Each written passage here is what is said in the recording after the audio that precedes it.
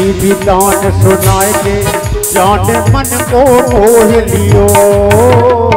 सीधी तान सुनाए के जान मन को मोह लियो। सीधी तान सुनाए के जान मन को मोह लियो। मीठी तान सुनाए के जाने मन को मोह लियो। माखन चोर जन्म को चलिया कारो सावरिया। माखन चोर जन्म को चलिया कारो सावरिया। ओ मेरो मेरो मेरो लीनो चित चुराई बजाए के पैरन बांसुरिया।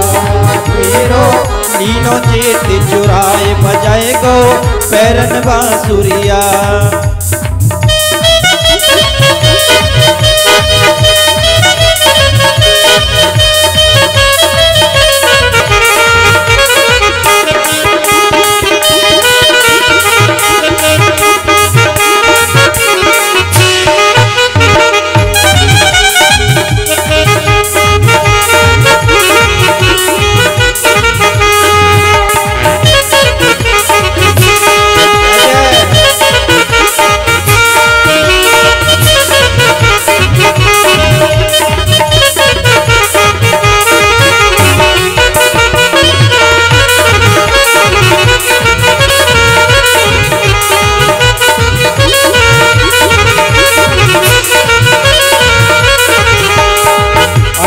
कर गयो तेरे पावन को मुँह पे चलो न जाए।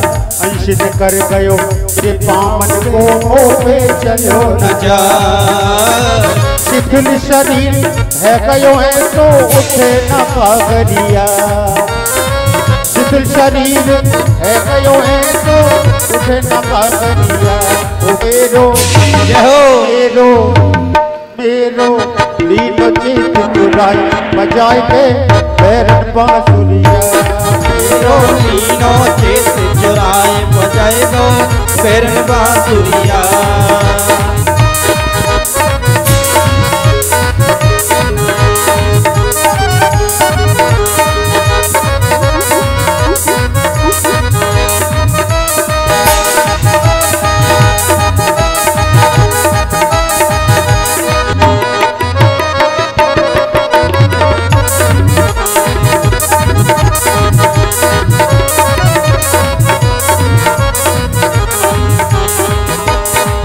जब से टेर सुनी बंसी की मैं मन में बोराई। जब से टेर सुनी बंसी की मैं मन में बोराई। जिसको टेर सुनूत जाऊं मैं है गई बावरिया। जिसको टेर सुनूं उत जाऊं मैं है गई बावरिया। ओ मेरो मेरो मेरो लीनो चित चुराई बजाए के पैरन बांसुरिया। मेरो लीनो चित चुराए बजाए के पैरन बांसुरिया।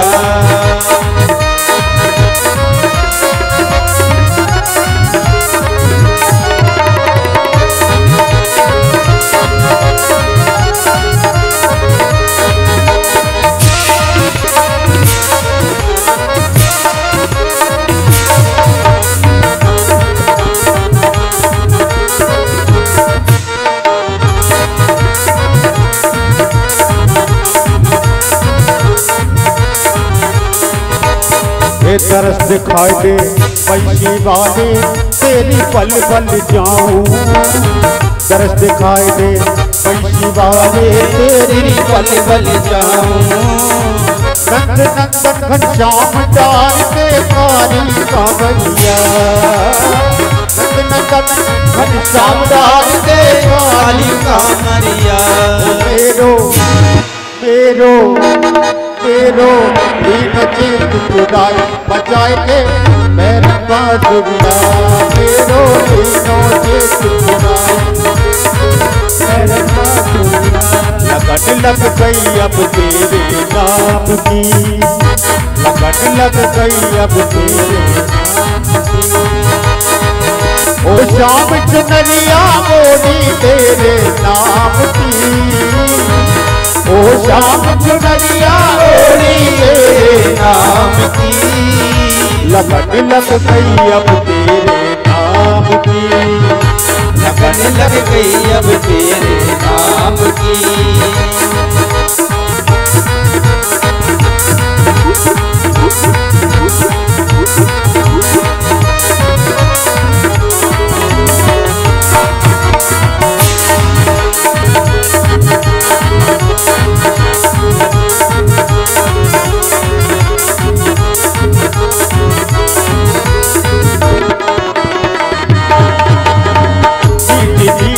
तान सुनाकर बना दिया मोह बाबरिया, बना दिया मोह बाबरिया। मन मेरा चाहे खोई रहूं मैं तेरे प्यार में बाबरिया, तेरे प्यार सावरिया। ओ श्याम चुनरिया ओढ़ी तेरे नाम की, ओ श्याम चुनरिया ओढ़ी तेरे, लगन लग गई अब तेरे नाम की, लगन लग गई अब तेरे नाम की।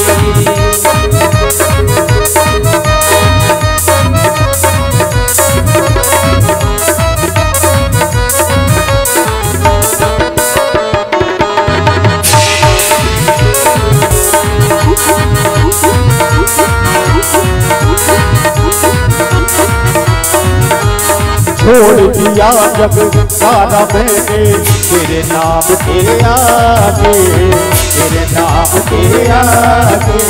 तुमसे हो गई जीत हमारी, अब हमारे जागे, अब हमारे जागे।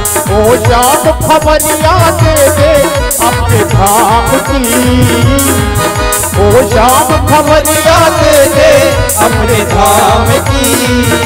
लगन लग गई अब तेरे नाम की, लगन लग गई अब तेरे नाम की।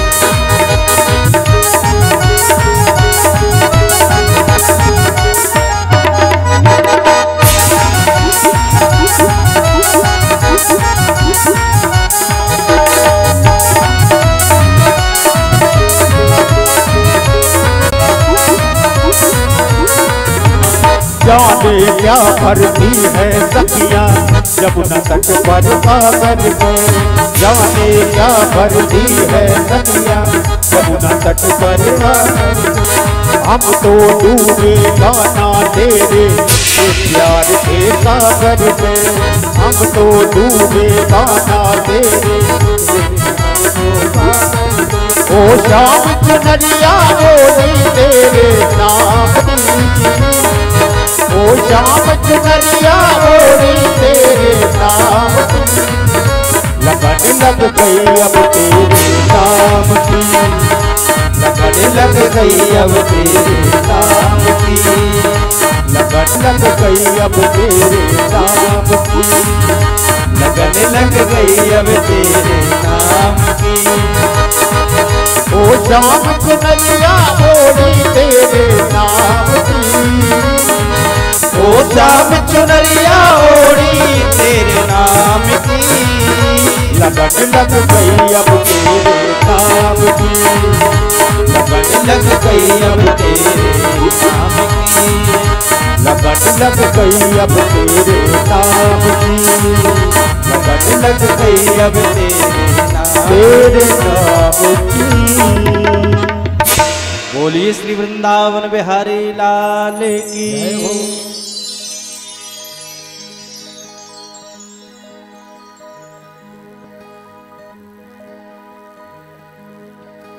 जब भगवान की इस तरह से प्रार्थना होने लगी, जब सभी गोप ग्वालों के लिए अनुभव हुआ, तो भगवान प्रकट हो गए। और भैया भगवान प्रकट तभी तो होते हैं जब हमारी भावना हो।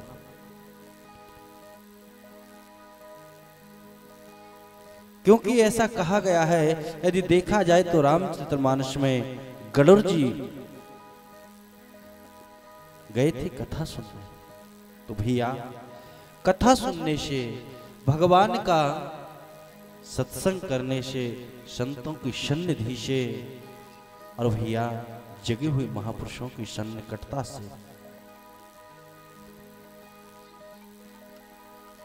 ऐसा जब संसर्ग आपको प्राप्त होगा, ऐसा जब सत्संग आपको प्राप्त होगा, तो फिर आपके और हमारे जीवन के अंदर भी भगवान प्रकट हो जाते हैं। आपके और हमारे मन के अंदर भी भगवान प्रकट हो जाते हैं।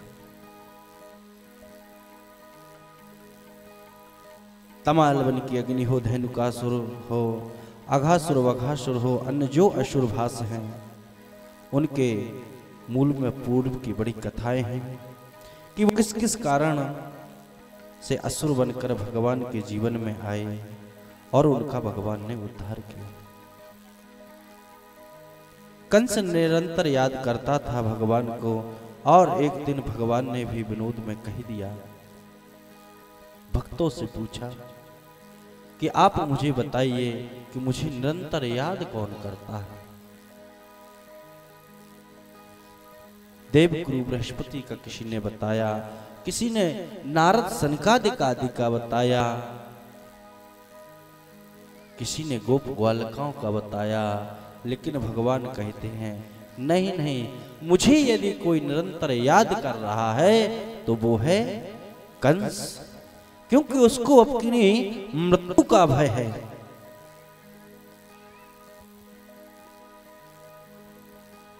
और भैया जब भगवान और संत यदि विनोद करते हैं, ध्यान रखना तो बहुत कुछ देते हैं। किसी एक संत ने भी कहीं एक ग्राम में गए और वहां विनोद हुआ, और विनोद में संत कहने लगे कि हम भोजन करने की इच्छा तो है, लेकिन हम भोजन उसी के हाथ का करेंगे, उसी के घर का करेंगे जो हमें अपने 1000 यज्ञों का पुण्य देगा, उसी के घर हम भोजन करेंगे। भैया पूरे गांव में यही लग गया कि 1000 यज्ञ करने की तो बहुत बड़ी बात है, 1000 यज्ञों के तो दर्शन भी नहीं किए। और संत भगवान कहते हैं कि यदि जो 1000 यज्ञों का पुण्य हमको अर्पित करेगा, समर्पित करेगा, उसी के हम भोजन करेंगे। और यदि गांव से एक साधु भूखा जाए तो ये भी अच्छा नहीं। सभी लोग चिंतित थे, सभी लोग विचार कर रहे। और एक घर में देखा कि एक बहू को लगा और उसने बहुत सुंदर सुंदर बढ़िया व्यंजन बनाए और लाकर के भोजन का थार और महात्मा के आगे रखा, और महात्मा जी से कहा कि महाराज आप प्रसाद पाइए। संत ने कहा तुमको पता नहीं कि मैंने ये कहा है कि जब तक 1000 यज्ञों का पुण्य मुझे नहीं दोगे तब तक हम भोजन नहीं करेंगे। तो वो बिटिया, वो बहू बड़े विनोद से कहती है, प्रभु आपको जितने यज्ञों का भी चाहिए फल उतनों का ले लो, 1000 तो कितने से है, लेकिन आप प्रसाद पाइए। संत ने कहा कि ये तुमको किसने बताया, और कैसे तुम कह रहे हो कि जितनों का चाहिए उतने यज्ञों का ले लो, 1000 यज्ञ का। तो उसने कहा है कि हमने भी संतों के मुख से तो सुना है, संत मिलन को चालिए तजमाया अभिमान, और ज्यों ज्यों पग आगे बढ़े कोटिन यज्ञ क्षमा। महाराज हम भोजन बनाकर घर से यहाँ तक लाए हैं, ना जाने कितने कदम चले होंगे, और ये भी हमने संतों के मुख से सुना है कि संत के मिलन के लिए यदि निरभिमानता के साथ में जाया जाए तो करोड़ों यज्ञों का पुण्य मिलता है।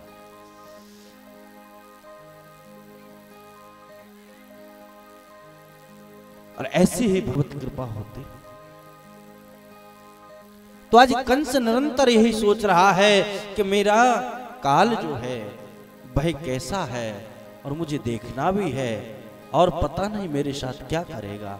निरंतर भयभीत रहता है, क्योंकि कंस ने जितने भी वहां दैत्य भेजे एक भी वापस आया नहीं। कंस को किसी ने भी, अकासुर ने, बकासुर ने, पूतना आदि जितने भी वहां गए, किसी ने आकर कोई जवाब ही नहीं दिया, कोई रिप्लाई नहीं मिला। रिप्लाई शब्द सुन के मुस्कान आ गया।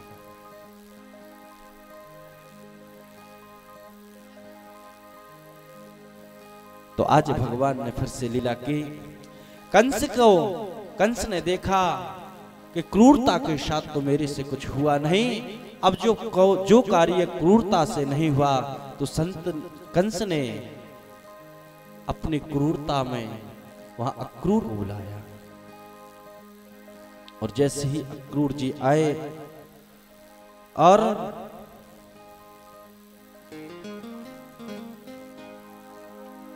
अक्रूर जी ने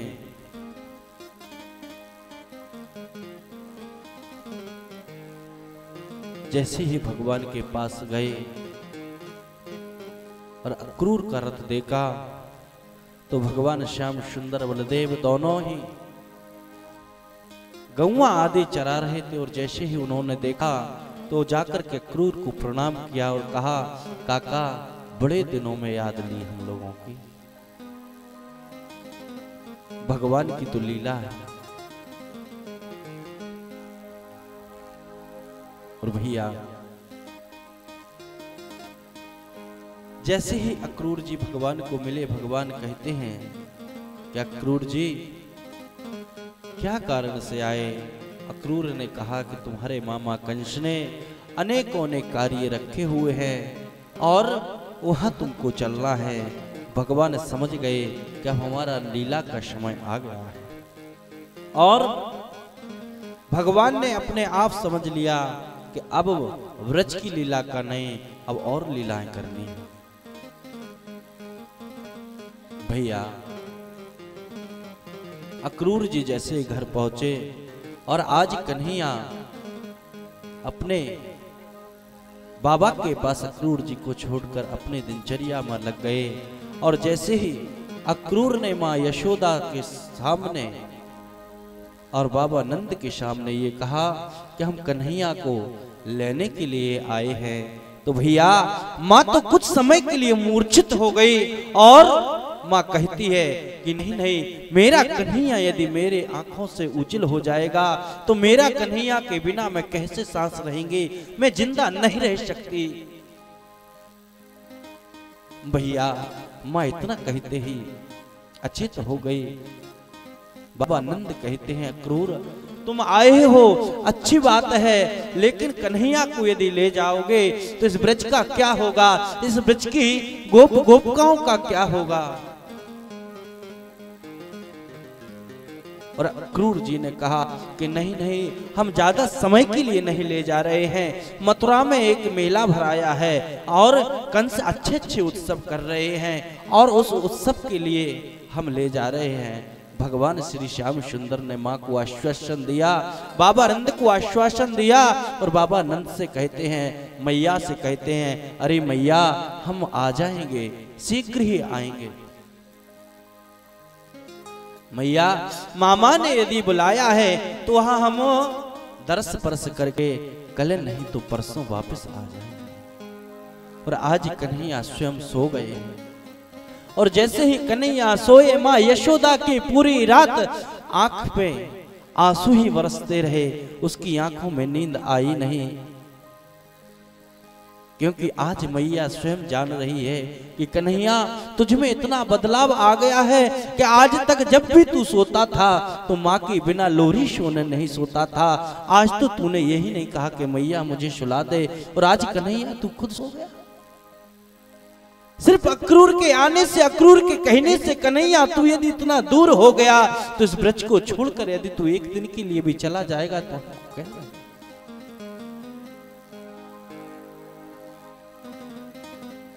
भैया जैसे ही भोर हुआ, आज कन्हैया ने माँ से ये भी नहीं कहा कि माँ मुझे स्नान करा दो। आज कन्हैया ने माँ से ये भी नहीं कहा कि माँ मेरे बाल सुलझा दो। माँ से ये भी नहीं कहा कि माँ मुझे वस्त्र आदि पहना।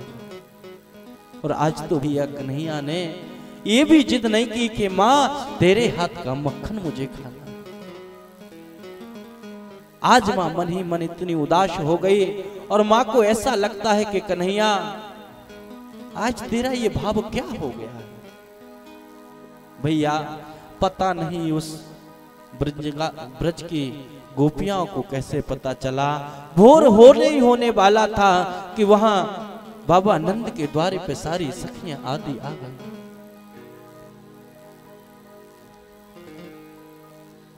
भैया भगवान ने माँ को आश्वासन दिया, माँ को समझाया, लेकिन वो गोपियां वो नहीं मानती हैं। भगवान अपने मन में संकल्प करते हैं कि वेणु का वादन अब हो गया है और अब मुझे कुछ और करना है। मैं जिसलिए यहाँ आया हूँ अब मुझे वेणु वादन नहीं, अब मेरे हाथों में सुदर्शन लेना है। और जैसे ही भगवान ब्रज से निकलने लगे तो एक एक गोपियों के आंसू रह नहीं गए। गोपियां रथ के आगे आ जाएं और कहती हैं कन्हैया कहां जा रहे हो, कन्हैया कहां जा रहे हो, कन्हैया हमें छोड़कर तुम मथुरा ना जाओ। यहां तक कि एक ही तो रथ के आगे गिर गई और कहती है कन्हैया नहीं, यदि तुम्हें जाना है तो तुम कहो कन्हैया कि तुम्हारे जाने के बाद और हम यहां रहें, ऐसा हो नहीं सकता। भैया उन गोपियों ने कन्हैया से क्या कुछ नहीं कहा।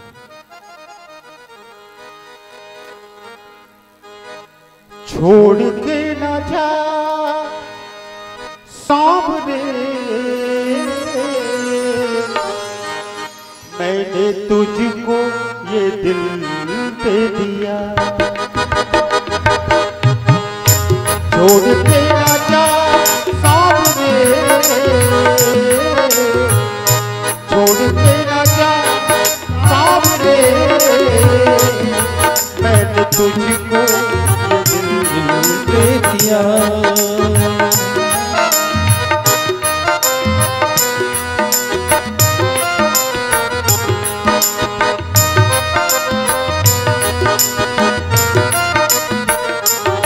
तेरी अखियाँ है जादू भरी, ओ तेरी अखियाँ है जादू भरी। तिहारी मैं तो कब से खड़ी, तेरी अखियाँ है जादू भरी, कब से खड़ी।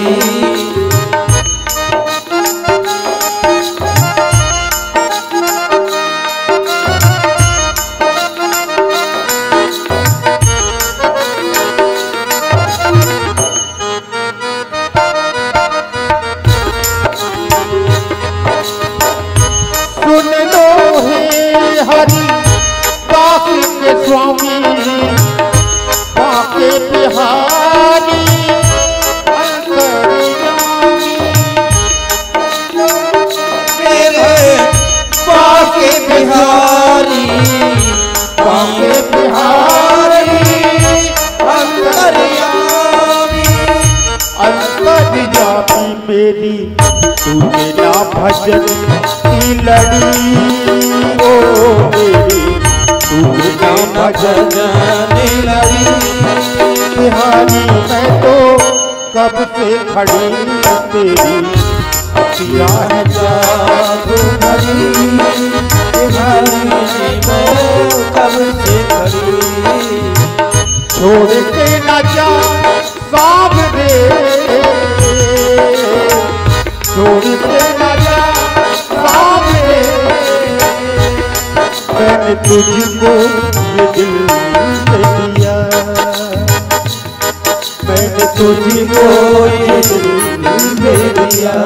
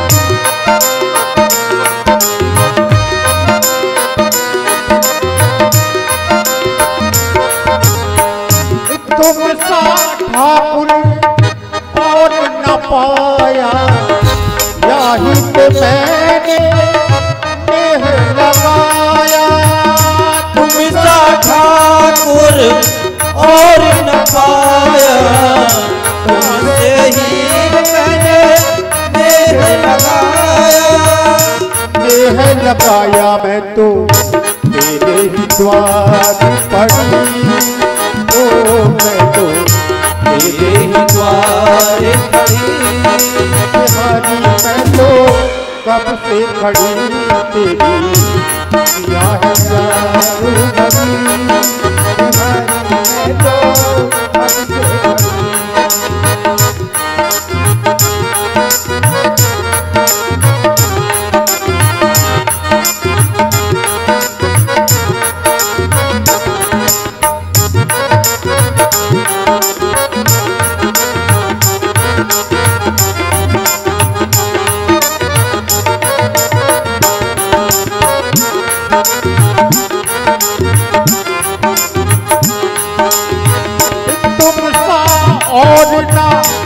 कोई सुंदर बाके बिहारी हे करुणा कर,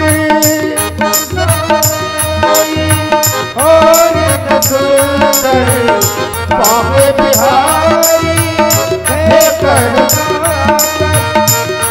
करुणा कर मेरी याही सोआन पड़ी, ओ मेरी याही सोआन पड़ी, बिहारी मैं तो कब से खड़ी तेरी अखियाँ है चारू घड़ी, बिहारी मैं तो कब से खड़ी।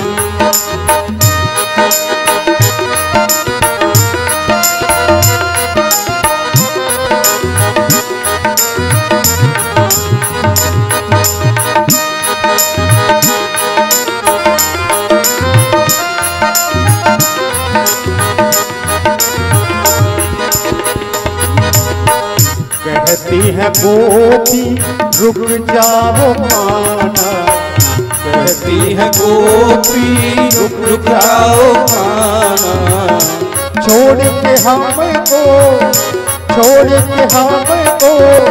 मथुरा न जाना, कहती है गोपी रुक जाओ माना, कहती है गोपी रुक जाओ माना,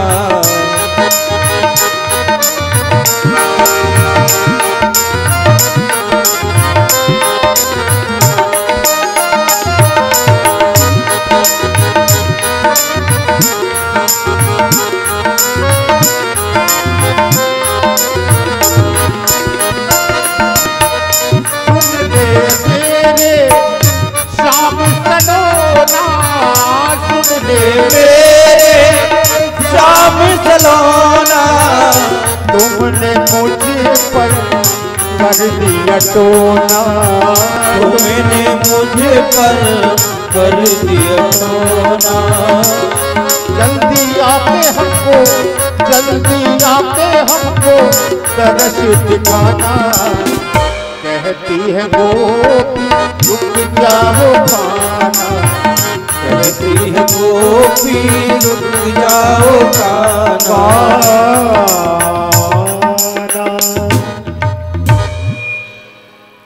गोपियां भगवान से बड़ी विनय कर रही, कहती हैं कन्हैया मत जाओ, वो तुतलियां, वो भरवन, वो चिड़िया, वो मयूर, ये झुंड के झुंड भगवान से यही कहती हैं कन्हैया इस ब्रज को छोड़कर यदि तुम चले जाओगे तो यहां हमारा अपना रहा ही कौन है।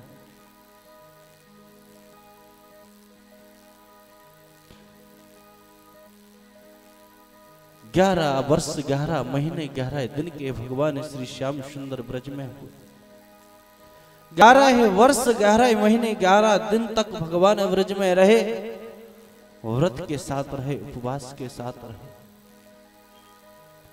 और भगवान ने जब सबको आश्वासन दिया तो वो चिड़िया, वो मयूर, वो तितलियां, वो भ्रमर, वो गोप, वो ग्वाल कहते हैं कन्हैया यदि तू ये आश्वासन देकर जा रहा है तो हम भी तुझे ये कहते हैं कि हम भी तेरी ब्रज छोड़कर कहीं नहीं जाएंगे।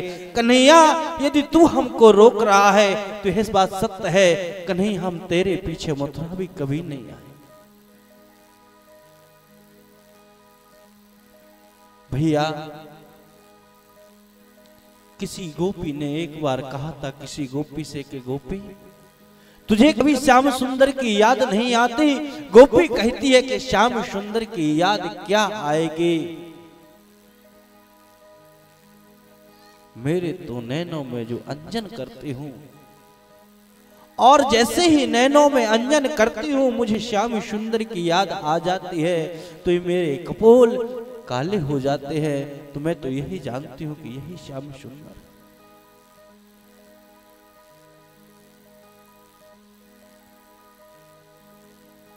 इस तरह से भगवान मथुरा के लिए चले गए और अक्रूर से कहा कि मां चाचा रथ को आगे बढ़ाए। भैया सभी गोप ग्वाल वहीं के वहीं स्थिर रहे, सभी उस ब्रज भूमि ही रहे और श्याम सुंदर की याद कर रहे हैं और श्याम सुंदर को याद कर रहे हैं। उनके रथ को जाते जाते देख रहे हैं। कभी तो रथ की धूल नजर आ रही है, कोई कहता अभी रथ का ध्वज दिख रहा है।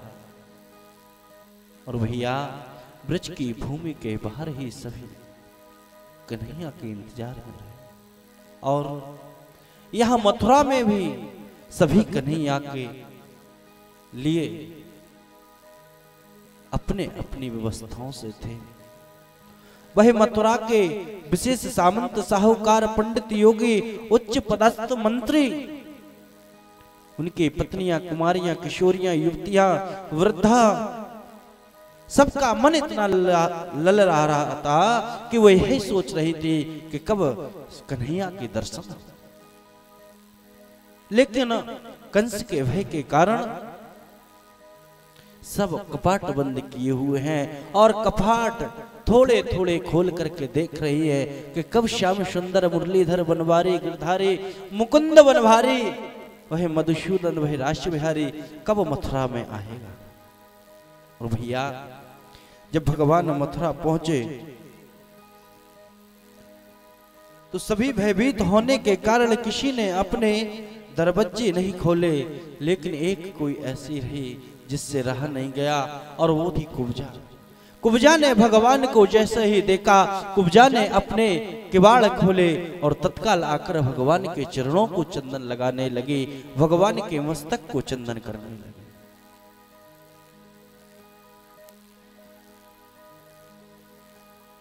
और भैया चंदन का बहुत बड़ा महत्व भी है।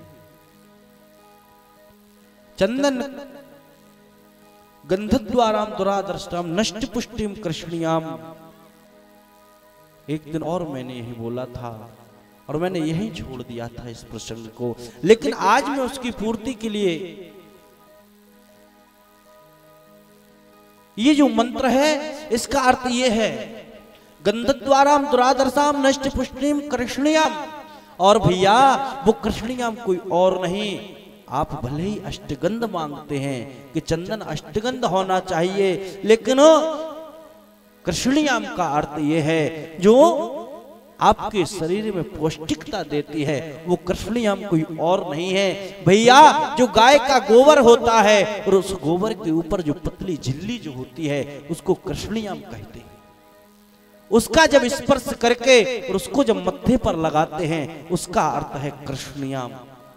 वो आपके शरीर में एक स्फूर्ति अलग से लाती है भैया। गाय का स्पर्श और तुलसी का स्पर्श, कभी भी आपके सिर में दर्द हो, शिरोवेदन हो, तुलसी के सामने चले जाइए। यदि 10 मिनट तुलसी के पास में रहे तो आपका शिरोवेदन शांत हो जाए।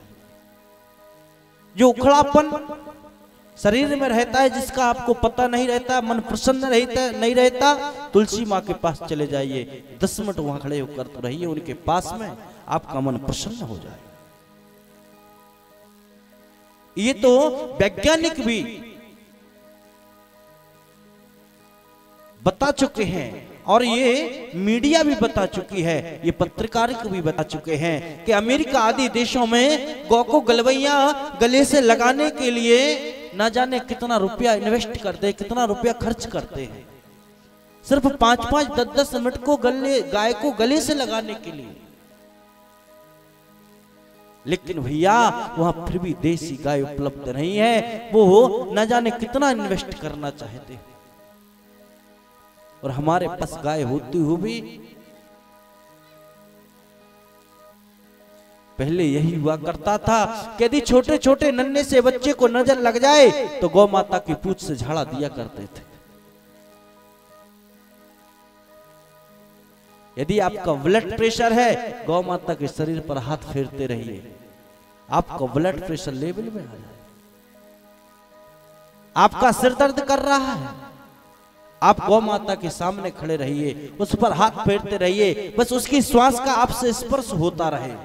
उस गौ माता की जो श्वास ले रही है और जो श्वास उसकी निकल रही है वो आपके शरीर को स्पर्श करती रहे।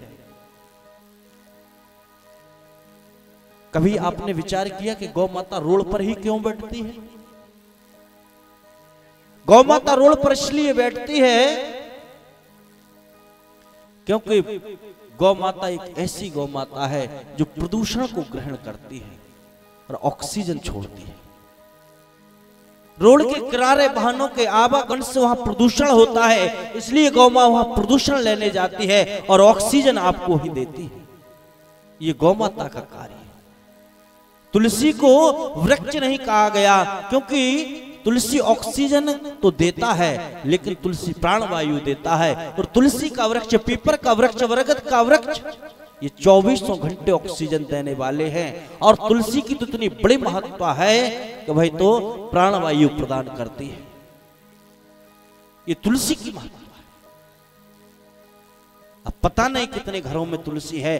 पहले घर के आंगन में तुलसी मां का स्थान दिया जाता था, घर के बीचों बीच रखा जाता था, जिसमें कि मां से निकली हुई ऊर्जा पूरे घर को पवित्र रखे। अब तो आपके कहीं छत के सेंटर में ऊपर एक आध गमले में हो तो हो, एक से एक डिजाइन की वो तो रखेंगे कमरे के अंदर, जिसकी कोई सत्ता नहीं, जिसका कोई अस्तित्व नहीं। वो प्लास्टर के फ्लावर्स जो डिजाइन कर रहे हैं घर की, भैया उनके ज्यादा समय तक स्पर्श करने से वो भी प्रदूषण करते हैं। उनके स्पर्श करने से, प्लास्टिक आदि को स्पर्श करने से कितने कीटाणु बनते हैं। लेकिन जो चीज रखने योग्य है उनसे हम सब वंचित हो गए हैं। और भैया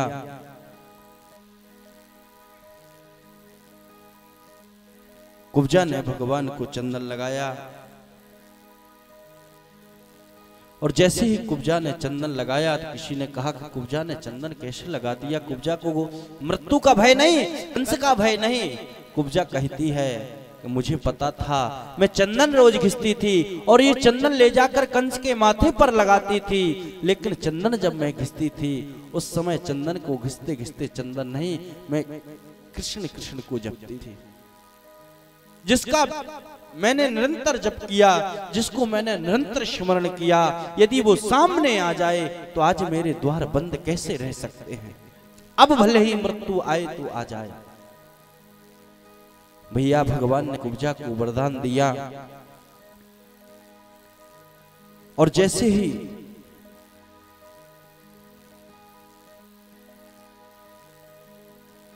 कुब्जा ने चंदन लगाया तो पूरे मथुरा वासियों के कपाट खुल गए और सभी भय मुक्त हो गए और सभी भगवान के दर्शन के लिए आने लगे।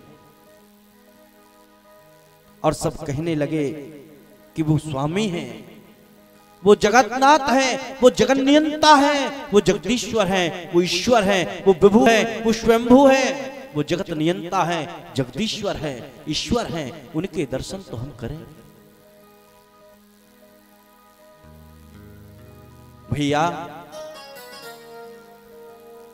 उन्होंने ऐसा चित्र बनाया कि यद्यपि शुद्धम लोक वृद्धम न करणीयम न करणीयम, यद्यपि शुद्धम लोक वृद्धम न करणीयम न करणीयम।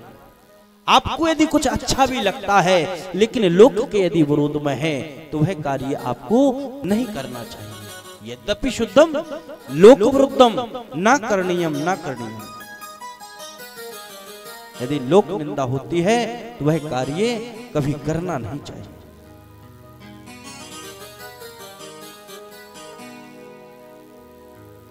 क्योंकि ऐसे पवित्र पवित्र भाव बनाए गए हैं कि जमुना जी में एक ऐसे बात देना आता है, ऐसा भी साल में एक त्योहार आता है कि यम द्वितीया के दिन यदि जमुना जी में कोई स्नान कर रहा होगा तो सब लोग जानते हैं कि आज यम द्वितीया है, आज यमुना जी में स्नान बहन और भाई कर रहे हैं। बड़ा महत्व है यमुना के स्नान के, यम द्वितीया के दिन का, जहां भाई और बहन जाकर के स्नान करते हैं। ऐसी लोक परंपरा हमारे यहाँ की रही है। भैया ये त्योहारों की परंपरा है, ये स्मरण की परंपरा है, ये वंदना की परंपरा है, ये पूजन अर्चन की परंपरा है। सभी मथुरावासी बाहर आकर भगवान के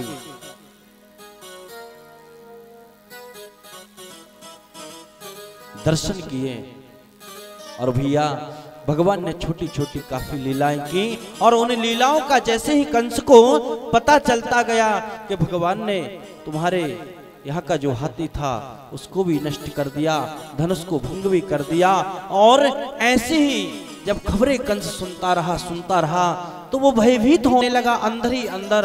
और भैया जैसे ही उसने कृष्ण और बलराम को सन्मुख आते देखा तो वो अंदर से काफी भयभीत हो गया।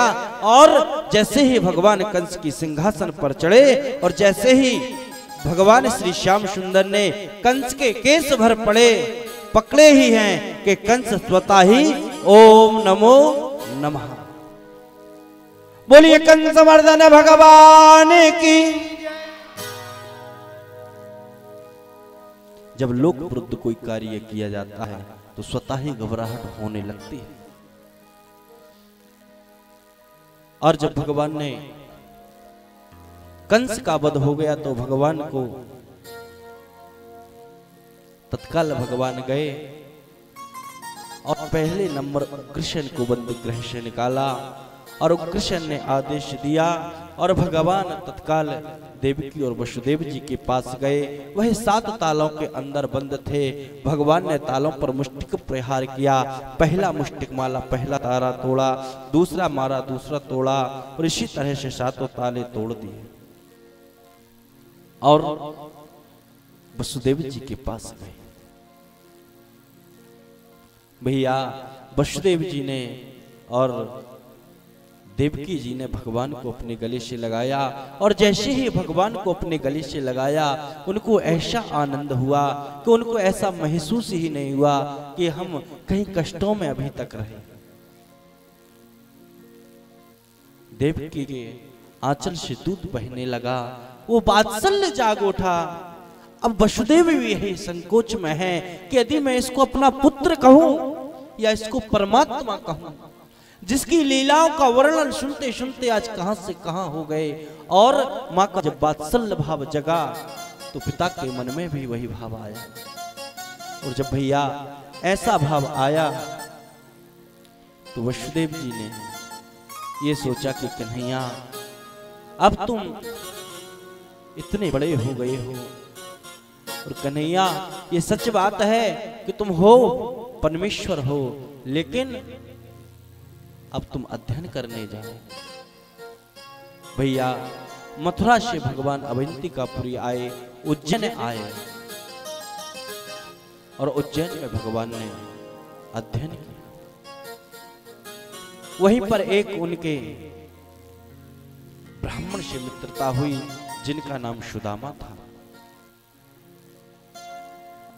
और भगवान अवंतिकापुरी में 64 दिन रहे और 64 दिनों में ही पूरी 64 कलाओं से निपुण हुए भगवान 64 दिन और 64 रात में ही। और भैया ये सच बात है कि गुरुकुल तो सबको ही जाना चाहिए। और एक भजन मैंने यहाँ निरंतर गाया है, प्रतिवर्ष गाया है। वो भजन सिर्फ इसी के माध्यम, क्योंकि उसके शब्द मुझे बहुत अच्छा लगते हैं कि बचपन है जिसका संभला जीवन उन्हीं ने पाया। बचपन है जिनका समला, बचपन है जिनका समला, जीवन बना उन्हीं का, सतगुरु जिन्होंने पाया, आपा जगह उन्हीं का। मानी बड़ों की शिक्षा, मानी बड़ों की शिक्षा, की गुरुजनों की सेवा।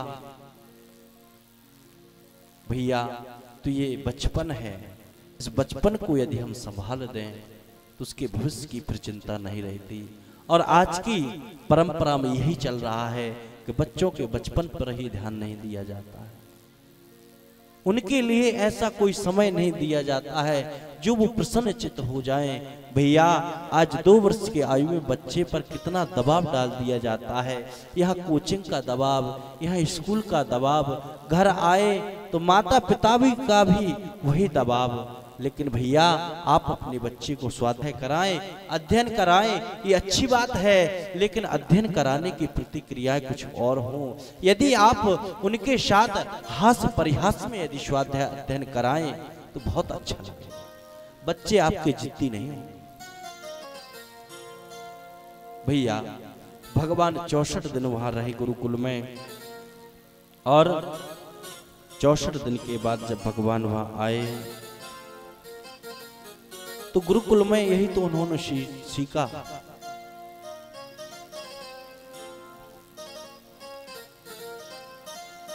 क्योंकि उन्होंने सीखा अनुशासन, कि गुरु के अनुशासन में किस तरह से रहा जाता है। और ये राम ने भी कहा है, भगवान श्री राम ने भी यही कहा है कि मम अनुशासन माने जोई, जो मेरा अनुशासन मानता है वह कौन सा अनुशासन है? प्रेम का, अर्थात मर्यादाओं का। ऐसा अनुशासन श्री श्याम सुंदर सीखे। और जैसे ही लौटकर आए मथुरा तो उनको याद आई ब्रज की। ब्रज की जब उनको याद आई तो भगवान के एक मित्र थे उद्धव, और उद्धव जी ने जब कहा कि कन्हैया तुम ईश्वर हो, परमात्मा हो, और तुम्हारे आंखों में आंसू, ये कोई ठीक नहीं लग रहा है। भगवान श्री श्याम सुंदर कहते हैं उद्धव, ये ब्रज की ऐसी ऐसी कथाएं, ऐसी लीलाएं हैं कि उद्धव ये ब्रज मुझसे विसरत ना है, उद्धव ये ब्रज विसरत ना है। उद्धव ने कहा ऐसा उस ब्रज में है क्या? तो भगवान कहते हैं उद्धव तुम जाकर ब्रज जाकर देखो तो। और जैसा कि मैं तुमको व्याकुल नजर आ रहा हूं, इससे कई गुना व्याकुल तो वो ब्रज के गोप गोपियां हैं। वो वहां की गईएं, वहां के मयूर, वहां की भ्रमर, वहां की तितलियां, वहां के ग्वाल, वहां के वाल, वहां की सखियां, वहां की गोपियां मुझसे भी कई गुना व्याकुल आपको नजर आए। उद्धव कहते हैं मैं ज्ञानी हूं और मैं उनको जताकर आऊंगा कि ईश्वर है वो, और ईश्वर के लिए इस तरह से उदास नहीं रहा जाता। भगवान कहते हैं उद्धव ऐसा करो, जो ज्ञान तुम मुझे देना चाहते हो ये जाकर ज्ञान उस ब्रज में देकर आओ, और ब्रजवासियों के लिए बताया। और भैया उद्धव ने जैसे यहां भरी तो भगवान श्री श्याम सुंदर कहते हैं उद्धव यदि हाँ तुम ब्रज को जा रहे हो तो ऐसा करो मेरी काली कमरिया भी तो ले जाओ और मेरा रथ भी ले जाओ, क्योंकि जिस रथ से मैं आया था यदि वही रथ तुम ले जाओगे तभी ब्रज की गोपियां तुम्हारे रथ को वहां तक आने दें। और भैया वही काली कमरिया और वही रथ और ऐसी ही सुंदर छवि के साथ उद्धव जी महाराज ब्रज में गए। और जब उद्धव ने ब्रज में गोपियों से प्रश्न किए, गोपियों ने जैसे ही उद्धव को आते हुए ब्रज में देखा तो जैसे ही उन्होंने रथ की वही ध्वजा देखी तो गोपिकाओं के मन में एक भाव आया कि कन्हैया आ गया। और भैया जैसे ही उद्धव पास आए तो एक समय के लिए तो सबके चेहरे पर खुशी सी आ गई कि कन्हैया आ गया, कन्हैया आ गया। लेकिन उनके मन में फिर से वही प्रतिकूलता आई, करे ये कन्हैया।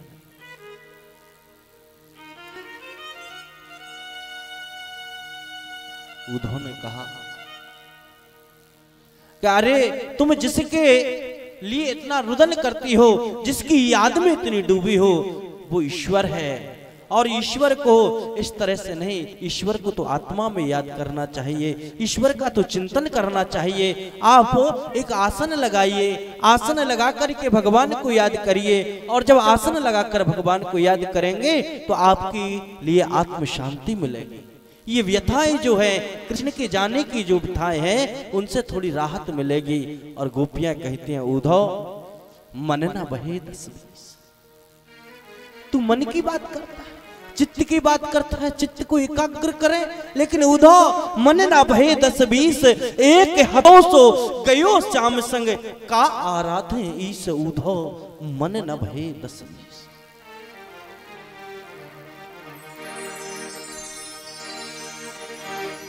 ये तो प्रेम की बात है, वो तो बंद की तेरे बस की नहीं है।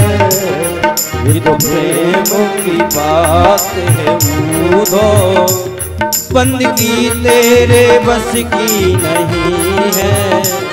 यहाँ सरदे होते हैं सौदे, यहाँ सरदे होते हैं सौदे। आशिकी इतनी सस्ती नहीं है।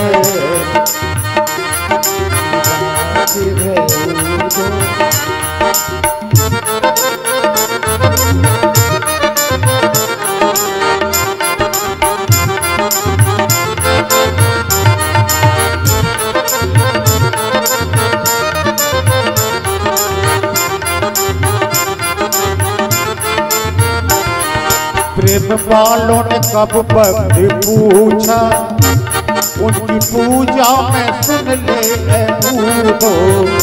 प्रेम वालों ने जब वक्त पूछा, उनकी पूजा में सुन ले उद्धव। यहाँ दम दम में, यहाँ दम दम में होती है पूजा, यहाँ दम दम में होती है पूजा। सर झुकाने की फुर्सत नहीं है। यहाँ दम दम होती है पूजा, सर झुकाने की फुर्सत नहीं है। ये तो प्रेम की बात है,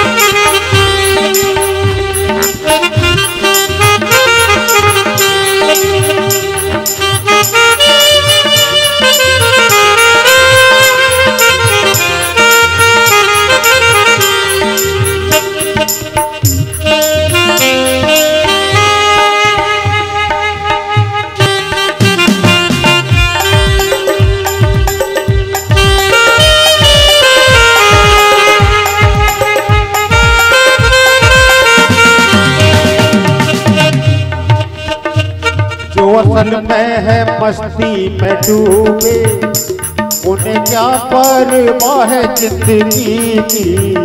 जो असल में है मस्ती में डूबे, उन्हें क्या परवाह जिंदगी की। जो उतरती है चढ़ती है मस्ती, जो उतरती है चढ़ती है मस्ती, वो हकीकत में मस्ती नहीं है। तो चढ़ती है मस्ती, वो हकीकत में मस्ती नहीं है, ये तो प्रेम की बात है वो।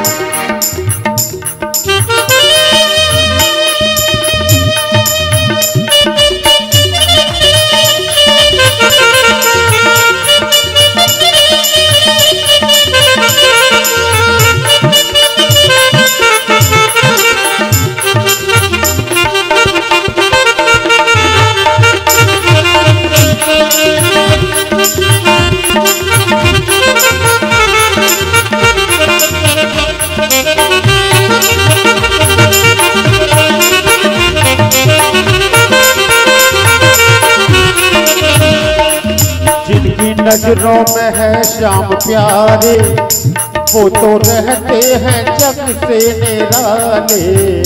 जिनकी नजरों में है श्याम प्यारे, वो तो रहते हैं जग से निराले। जिनकी नजरों में मोहन समाए, जिनकी नजरों में मोहन समाए, वो नजर फिर तरसती नहीं है। जिनकी नजरों में मोहन समाए, वो नजर फिर तरसती नहीं है। ये तो प्रेम की बात है वो तो बंदगी तेरे बस की नहीं है। ये तो प्रेम की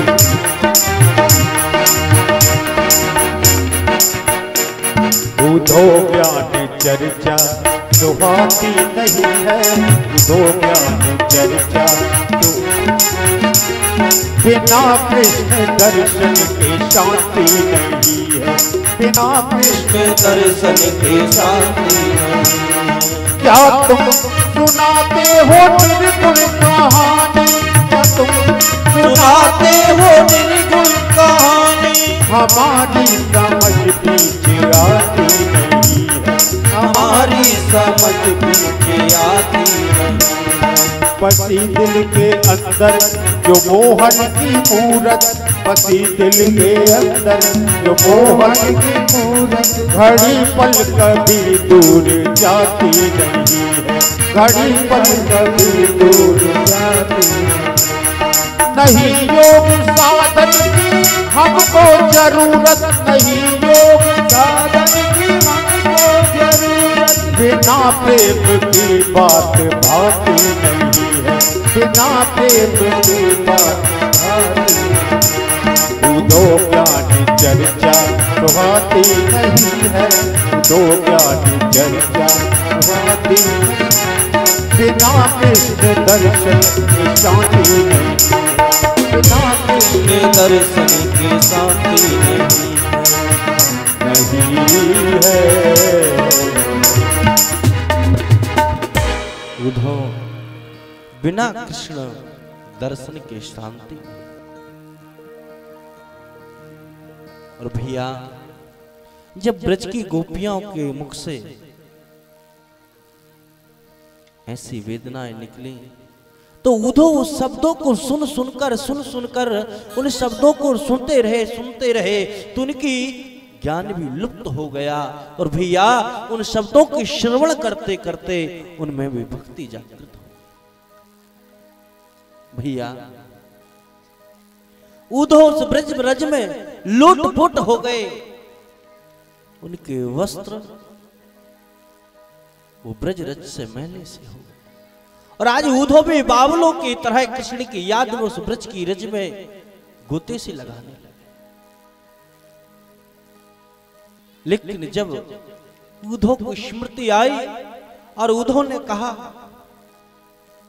कि हम लौट के जा रहे हैं,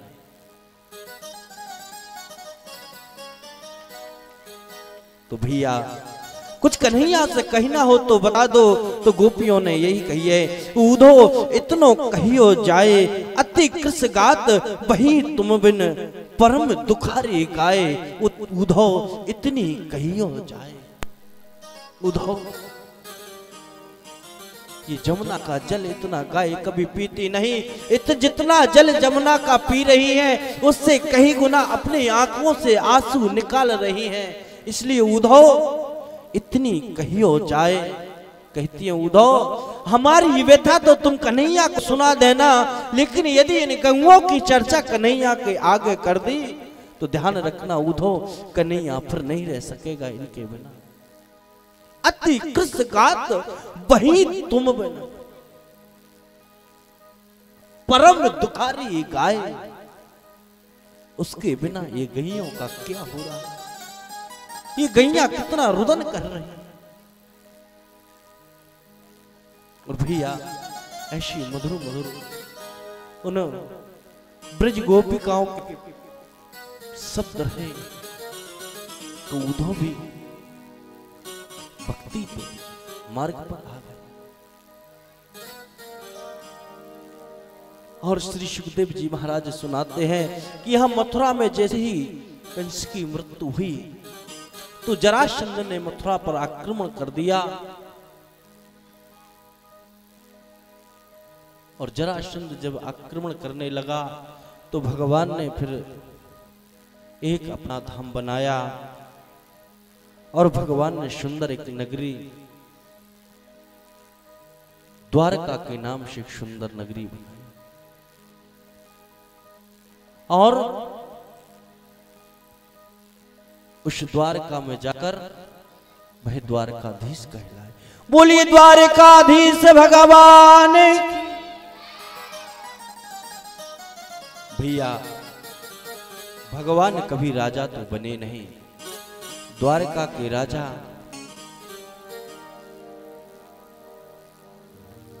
भगवान नहीं बने। हाँ, भगवान सिर पर मुकुट लगाते थे और पूरा राजभार संभालते थे, लेकिन भगवान कभी राजा नहीं बने। और भैया द्वारका का ऐसा रिवाज था, यदि कोई भी भगवान के समीप ब्राह्मण आता है तो ब्राह्मण को द्वारका के राज्य में कहीं से कहीं तक भी कोई पाबंदी नहीं। लेकिन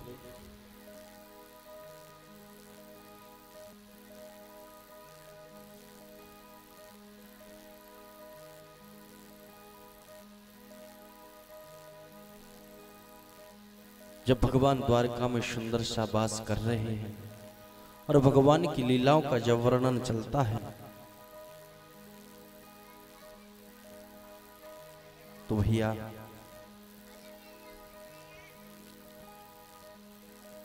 राजा भीष्म कथा सुनाते हैं और रुक्मणी जी सुनती हैं। तो रुक्मणी जी ने कृष्ण की चर्चाएं सुन सुनकर उनके मन में ये लगा कि मेरा पति हो तो कृष्ण की तरह ही हो, और उन्होंने अपने मन में भगवान कृष्ण को पति स्वीकार कर लिया। लेकिन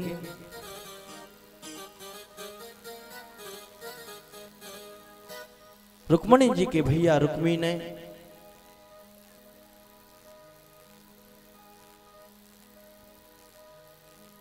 ऐसा विचार लगाया कि इसका विवाह शिशुपाल से किया जाए। और जब विवाह की पूरी तैयारियां होने लगी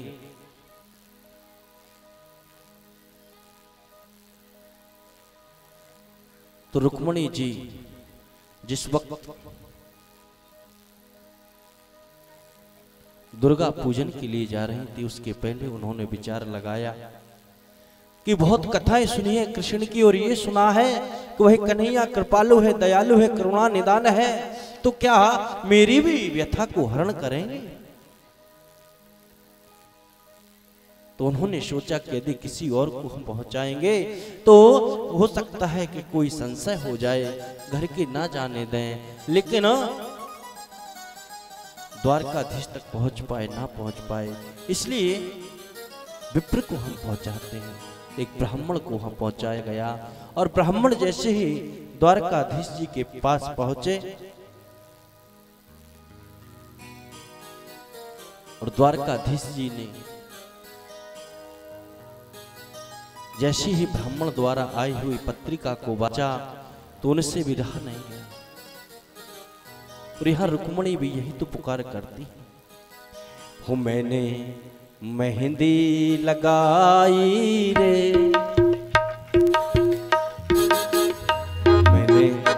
मेहंदी लगाई रे कृष्ण नाम की, मैंने मेहंदी लगाई रे कृष्ण नाम की।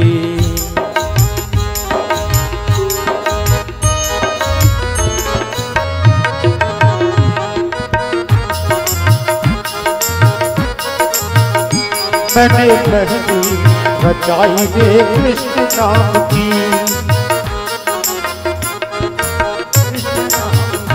मैंने मेहंदी रचाई रे कृष्ण नाम की,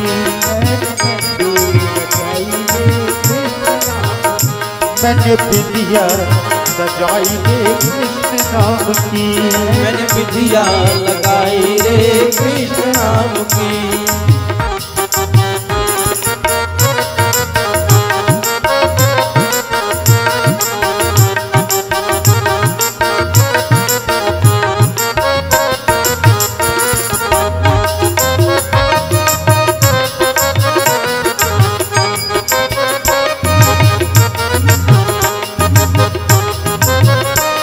मेरी चुनियों पे कृष्ण, मेरी चुनरी पे कृष्ण, मेरी चुनियों पे कृष्ण, मेरी चुनरी पे कृष्ण, मैंने नथनी सजाई रे कृष्ण नाम की, मेहंदी लगाई रे कृष्ण नाम की, मैंने मेहंदी रचाई रे कृष्ण नाम की, मैंने मेहंदी लगाई रे कृष्ण नाम की।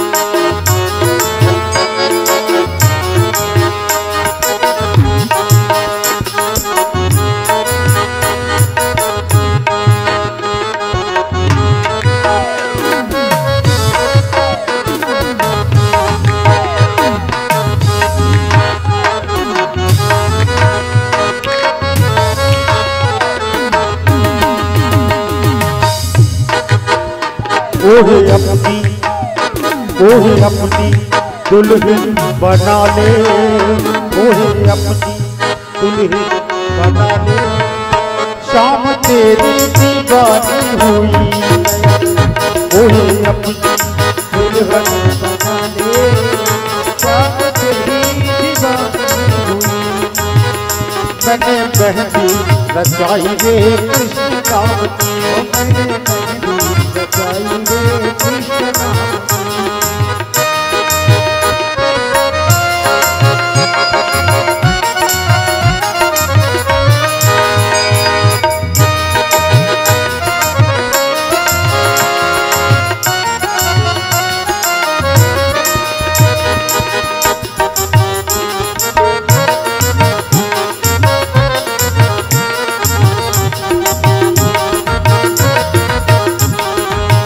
मेरे नैनों में वो फूल वृंदावन,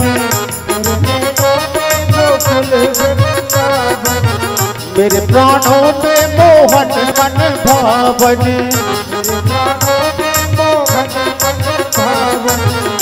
मेरे होठों पे कृष्ण, मेरे हृदय में कृष्ण, मेरे होठों पे कृष्ण, मेरे हृदय में कृष्ण, मैंने ज्योति जलाई रे कृष्ण नाम की,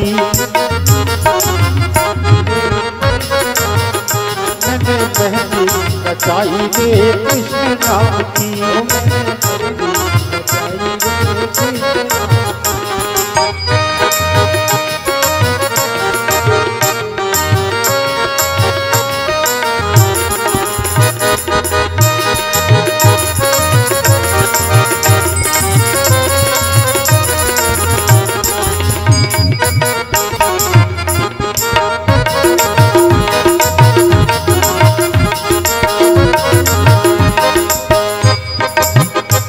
अब छाया है कृष्ण अंग अंग में, अब छाया है कृष्ण अंग अंग में, मेरा तन मन रंगा है उसी रंग में, मेरा तन मन रंगा है इस रंग में, मेरे प्रीतम है कृष्ण, मेरा जीवन है कृष्ण, प्रीतम है कृष्ण, मेरा जीवन है कृष्ण, मैंने माला बनाई रे कृष्ण नाम की, मैंने मेहंदी रचाई रे कृष्ण नाम की, मेहंदी रचाई रे कृष्ण नाम की।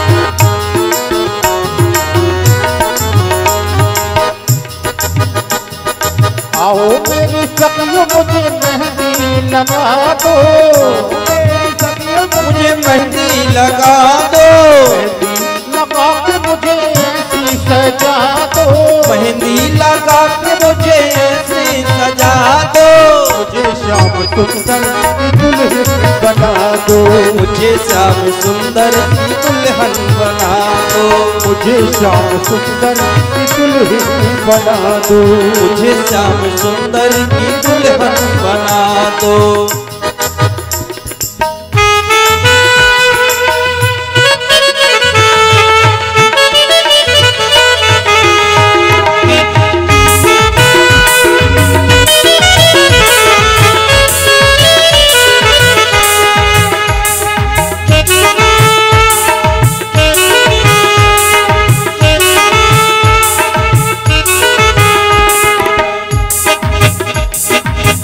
सत्संग में मेरी बात चलाई, सत्संग में मेरी बात चलाई, इस सदगुरु ने मेरी कीनी सगाई, सदगुरु ने मेरी कीनी सगाई, उनको बुला के हाथ लेवा तो करा दो, बुला के हाथ लेवा तो करा दो, मुझे श्याम सुंदर की दुल्हन बना दो, मुझे श्याम सुंदर की दुल्हन बना दो।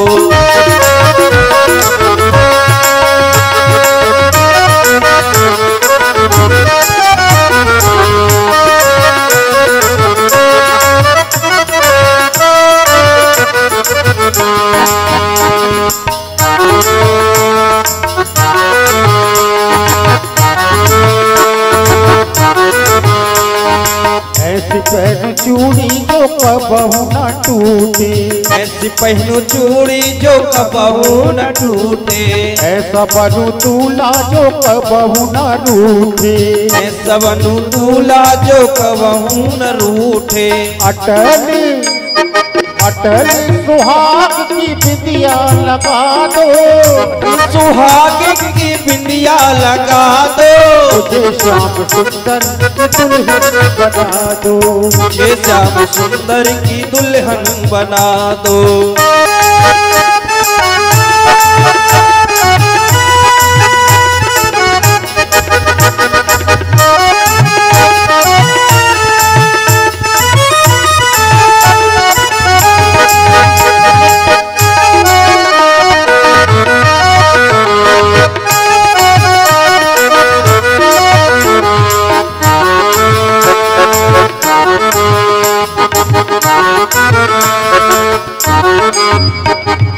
भक्ति का सुरमा मैं आंखों में लगाऊंगी, भक्ति का सुरमा मैं आंखों में लगाऊंगी, दुनिया से नाता तोड़ उनकी हो जाऊंगी, दुनिया से नाता तोड़ उनकी हो जाऊंगी, सदगुरु सदगुरु बुला के मेरे फेर तो पड़वा दो, गुरु बुला के मेरे फेर तो पड़वा दो, मुझे श्याम सुंदर की दुल्हन बना दो, मुझे श्याम सुंदर की दुल्हन बना दो।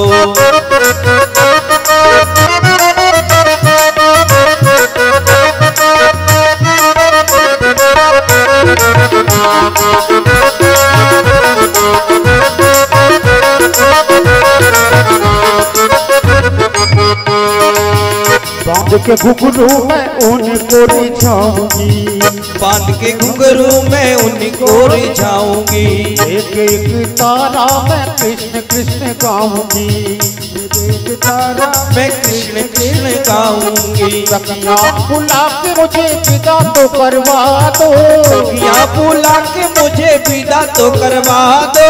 मुझे श्याम सुंदर की दुल्हन बना दो, मुझे श्याम सुंदर की दुल्हन बना दो।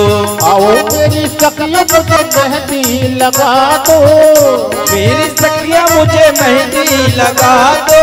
मेहंदी लगा के मुझे ऐसी सजा दो, मेहंदी लगा के मुझे ऐसी सजा दो।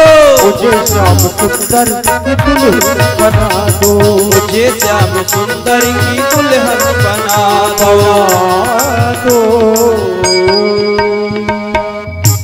बोलिए द्वारकाधीश भगवान की। देखो भगवान के विवाह का समय आ रहा है। बोलिए द्वारकाधीश भगवान की। और जैसे ही भगवान ने ब्राह्मण के हाथों द्वारा भिजवाई गई पत्रिका बाची और भगवान फिर रुके ही नहीं, शीघ्र अति शीघ्रता से रथ को लिया और भगवान निकल पड़े। और जैसे ही बलदेव जी को भनक लगा कि कृष्ण आज इतने जल्दी निकल कर गए हैं, तो बलराम जी भी पीछे पीछे लेकर अपनी सेना को चले गए। कैसा कौन सा कार्य है। और भगवान श्री श्याम सुंदर जिस मंदिर में रुक्मणी जी पूजा कर रही थी बगिया में, वहीं पहुंच गए। और जैसे ही श्याम सुंदर भगवान रुक्मणी जी के समक्ष पहुंचे, तो जितने भी उस बगिया के पहरेदार थे, रुक्मणी जी के साथ जो दास दासियां थी, भैया वो भगवान को देखकर उनकी सूरत में मोहित हो गए। और भगवान श्री श्याम सुंदर ने रुक्मणी की ओर हाथ बढ़ाया और रुक्मणी जी भगवान श्री श्याम सुंदर के साथ हो गए। लेकिन भगवान कहते हैं कि ये भक्त है और ये मुझे इस दृष्टि से देख रहे हैं, इसलिए रुक्मणी कल कोई ये ना कहे कि कृष्ण रुक्मणी को ले गया, इसलिए रात आप चलाओगे और हम बैठेंगे। और भैया ऐसे ही भगवान श्याम सुंदर ने रथ का, श्री रुक्मणी जी ने रथ को चलाया और भगवान श्री श्याम सुंदर निकल पड़े। और जैसे ही भगवान श्री श्याम सुंदर रुक्मणी जी को लेकर गए और सभी लोग कहने लगे, ले गयो ले गयो ले गयो। और भैया जैसे ही भगवान श्याम सुंदर की उन्होंने ये सुना कि रुक्मणी जी के लिए कन्हैया ले गए, तो श्याम सुंदर जी रुक्मणी को लेकर आ रहे हैं।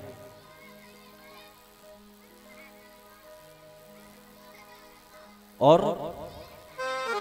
इधर बलराम जी सेना से युद्ध कर रहे हैं।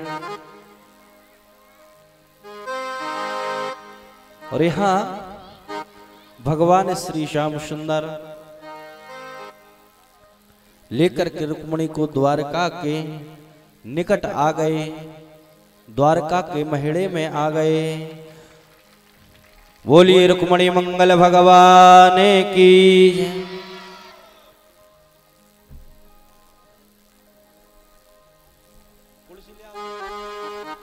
जरा की पगड़ी बांधे सुंदर आंखों वाला। यजमान आएंगे और भगवान की पूजा करेंगे। और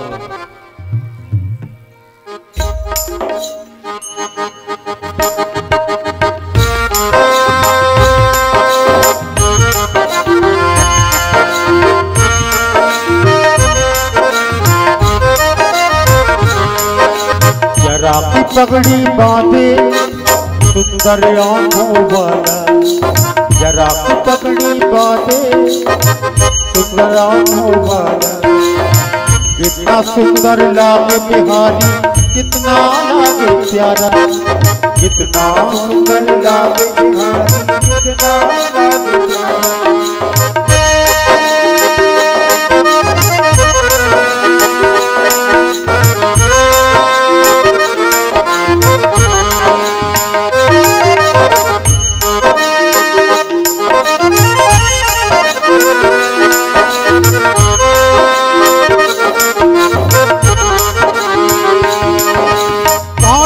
कुंडल साजे, सिर मोर मुकुट विराजे।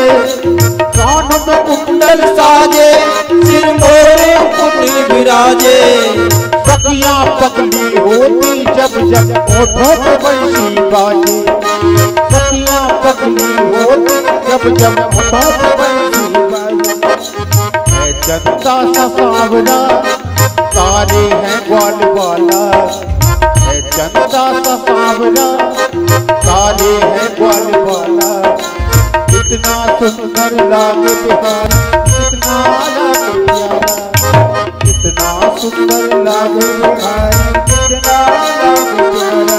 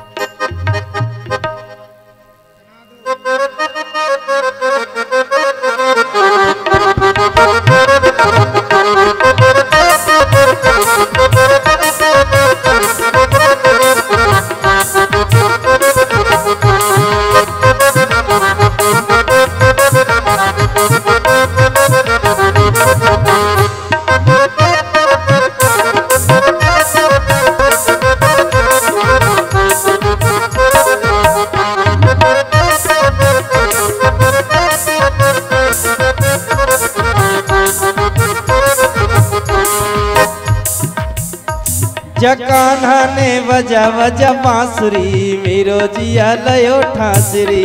जकान्हा ने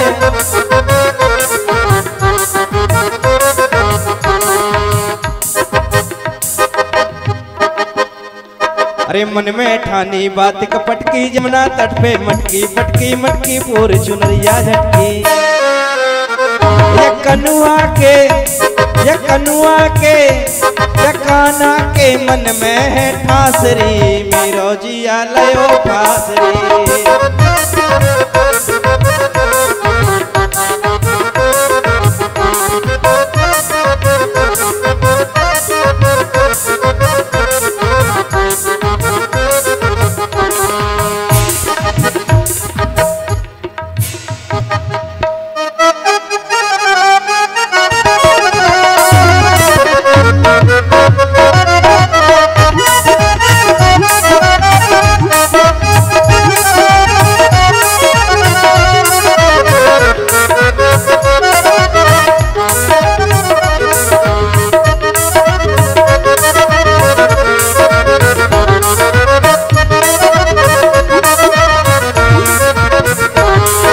काली कमली